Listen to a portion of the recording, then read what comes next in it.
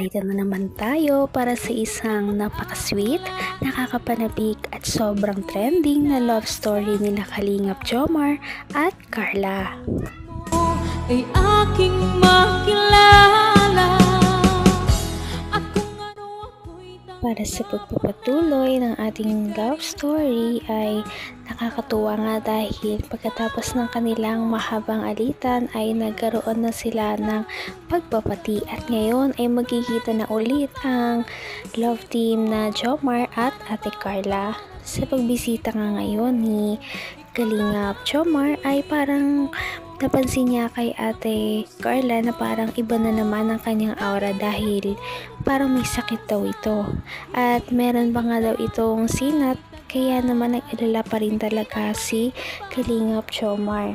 Sana nga ay maging maayos ng lahat dahil pagkatapos naman nila magpati ay may kasunod na naman talagang nangyayari. Nagkasakit naman si Ate Carla. At ito na nga ang pag-uusap nila noong bisitahin siya ni Kalingap Jomar. Ang nice ko lagi.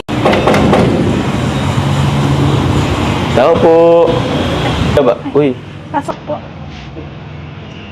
Hello po. ayos lang ba? Kumusta ka? Okay lang po. Parang namumutla kaya yata ngayon. Ayos ka lang ba? Parang Okay lang po. yung pinano mo?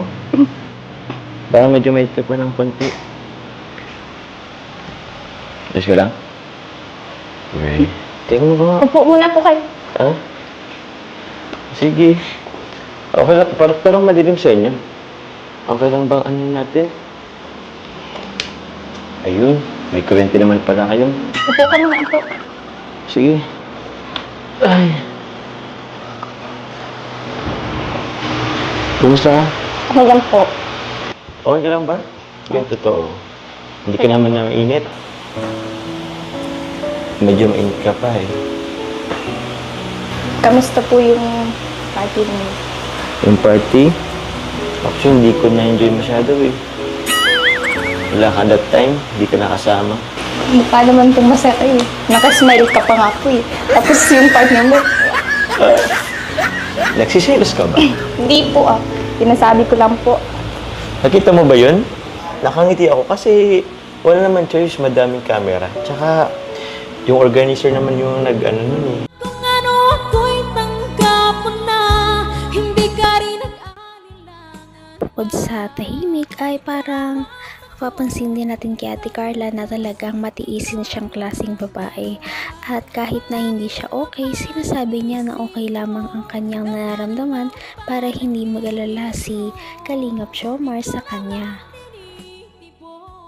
Organizer naman yung nag-ano nun eh. Nagplano. Eh, alam mo naman, kita mo naman, di ba, partner-partner. Ikaw kasi hindi ka dumalo, pero naintindihan ko naman. Masama po talaga yung pakiramdam ko. Kaya nga eh. Anong oras ba yun? Kasi hapon kami, nag-expect kami na makakasama ka namin eh. Di ba, hayaan mo na. At okay naman na yun, tapos na yun. Ang mahalaga ngayon, nakita na kita. Ito pala, may akong dalang ano sa'yo eh. Bulaklak at, ayun, prutas. Belated happy mansari. Belated happy month sa review po. Bakit ka tumata? May kasama ka ba dito?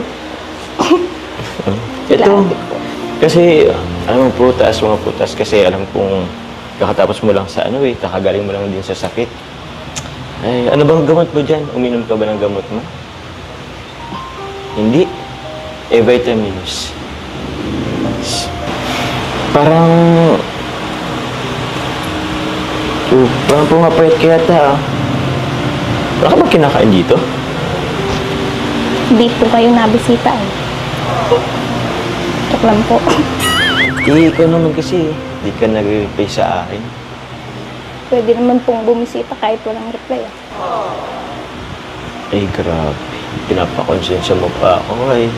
Sorry na, kasi Naman ang bawat panaginip ko, ikaw lang ang tinitip. At ayun Ayun na nga, na-miss lamang pala ni Ate Carla ang kanyang ka-love team na si Kalingap Jomar dahil medyo matagal na nga silang hindi nagkita.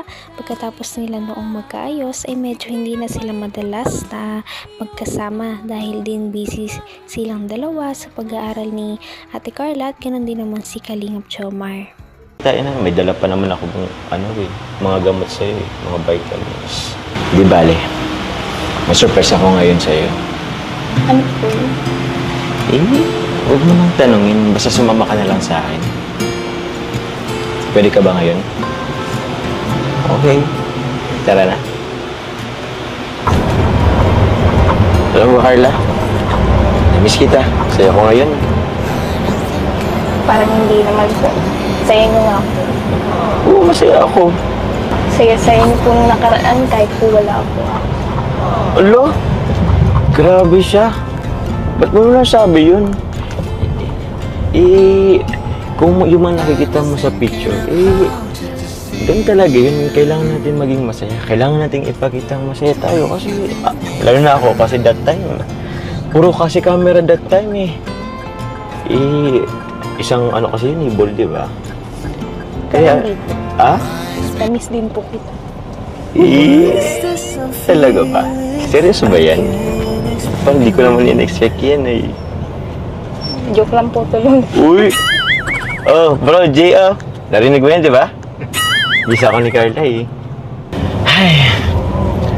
buti na lang. Alam ko pa naman, galit ka sa akin Kailangan nagtatampo ka sa akin. Hanggang wakas ay tayo ng dalawa. Palagi kang naman ang isip ko. Dahil sa stress na nararamdaman ni Ate Carla at sa parang pagiging matamlay niya dahil sa kanyang sakit ay ginala muna siya ni Kalingap Jomar at nakakatuwa naman dahil sa matagal nilang hindi pagsasama sa wakas ngayon ay magkakaroon ulit sila ng bonding.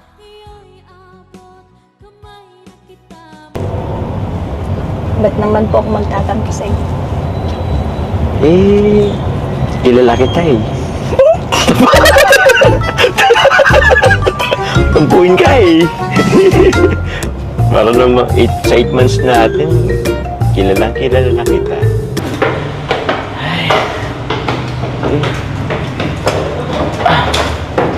Excited na ako. Ano po tayo dito? Secret. Basta, tas ka lang. Surprise na lang ito mamaya. Excited na ako. Ano ba lagi ako excited pag napunta rito? Morning po. Ano ko yan? Tuloy po. Ano po tayo dito? Bahala tayo. Basta. Ayun mo lang. Mamaya. Basta, relax ka lang. Kaya po dito. Tara na po. Huwag kang alis. Surprise na kita dito Basta hayaan mo lang. Basta mamaya, mag-enjoy ka na lang. Kasi, mansa rin natin. Yun. Late celebration nga lang. Pero, alam ko mag-enjoy ka at maging masaya. Ito nga ang kanilang unang date pagkatapos ng matagal nilang hindi pagsasama kaya nakakatuwa kung ano kaya ang kanilang gagawin dahil hindi pa sinasabi ni Kalingap Jomar kung ano ba talaga ang kanyang hinanda o plano para sa kanilang date ngayong araw at makapapanood niyo yan sa ating susunod na video. Kaya sana ito ay inyong abangan. Patindi na ng patindi ang mga pangyayari sa kanilang love story. Kaya naman sobrang dami talaga ang kinikilig sa kanilang love story at palaging nag-aabang. Kaya naman sana ay magkatuluyan din ang dalawang ito, si Ate Carla at Kalingap Jomar.